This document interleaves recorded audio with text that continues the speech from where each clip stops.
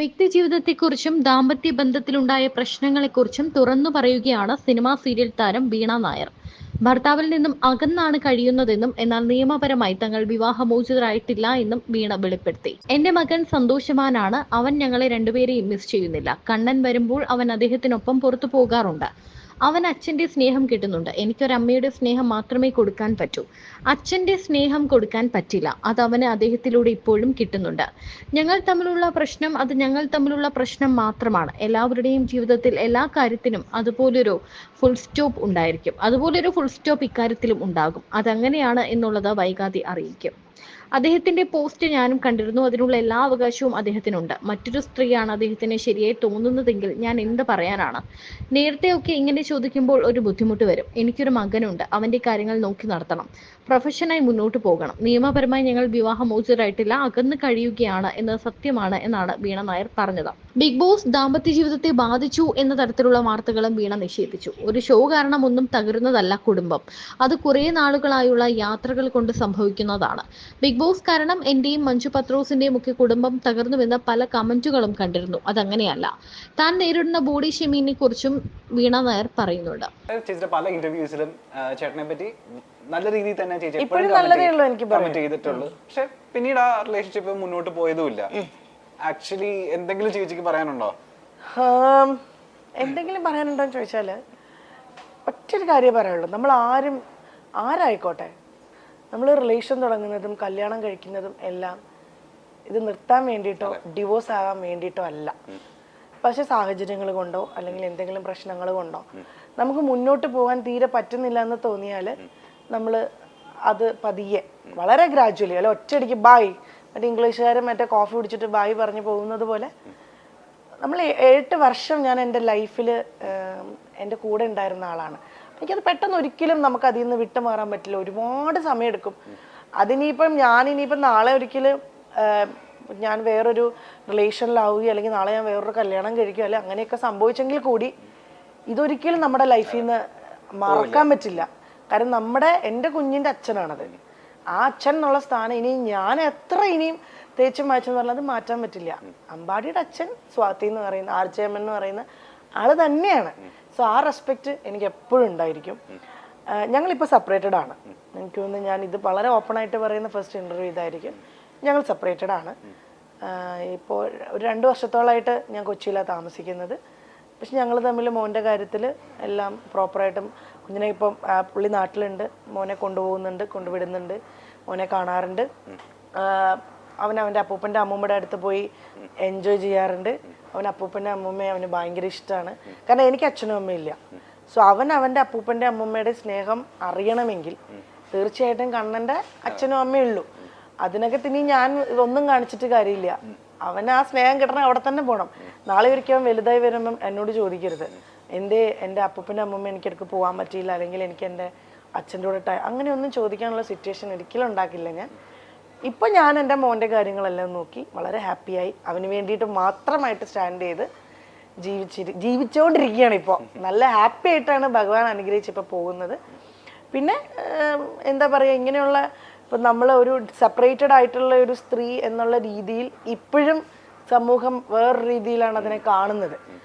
അതിപ്പം ഞാൻ നേരത്തെ ഒരു കാര്യം പറഞ്ഞില്ല, എൻ്റെ ലൈഫിലെ പ്രശ്നങ്ങൾ അത് എനിക്ക് മാത്രം ഞാൻ എക്സ്പീരിയൻസ് ചെയ്ത കാര്യമായിരിക്കും.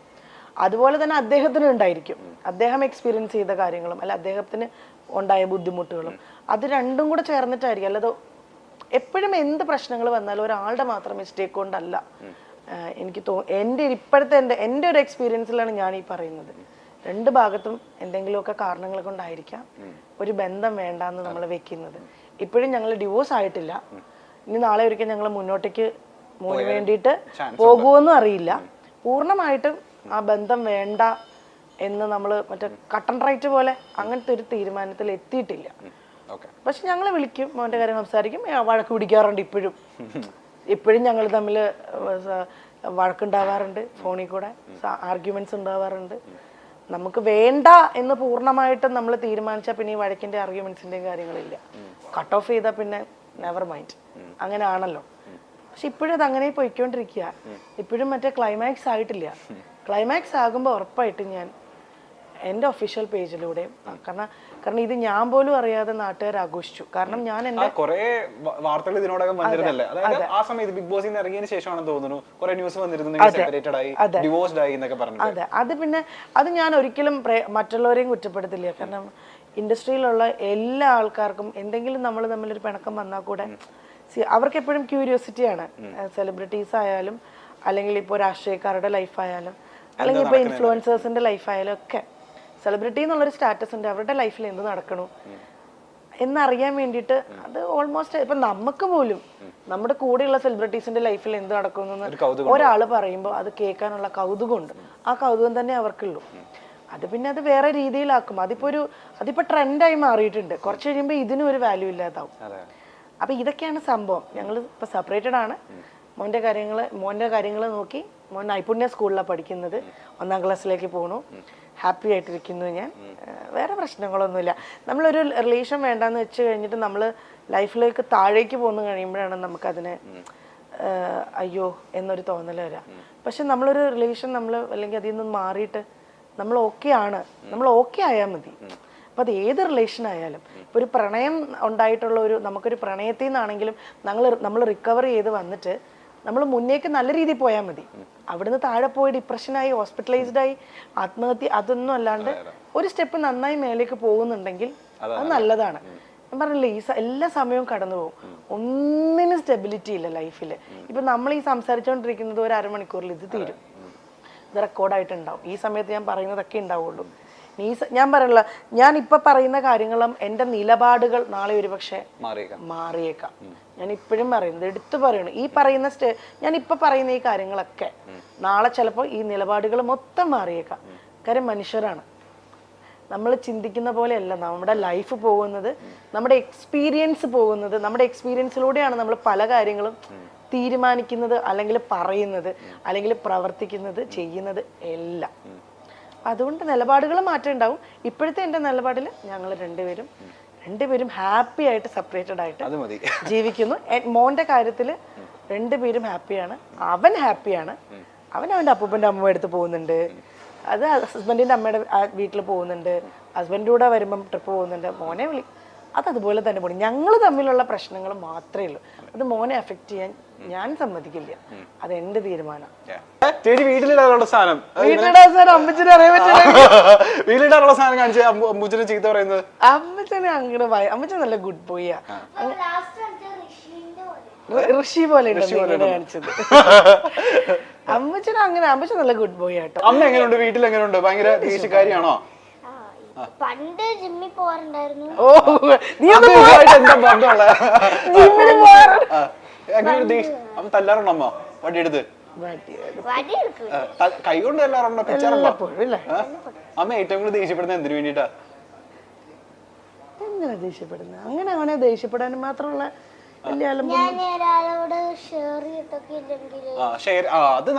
നല്ല കാര്യമല്ലേ? അത് നമുക്ക് മിടിക്കാം അമ്മ ആ കാര്യത്തിൽ. പിന്നെ പോട്ടെ, അമ്മയുടെ ഏറ്റവും ഇഷ്ടപ്പെട്ട സംഭവം എന്താ? ക്വാളിറ്റി എന്താ? അമ്മയെ പൊന്നെ എന്തുകൊണ്ടാ ഇഷ്ടം? അത്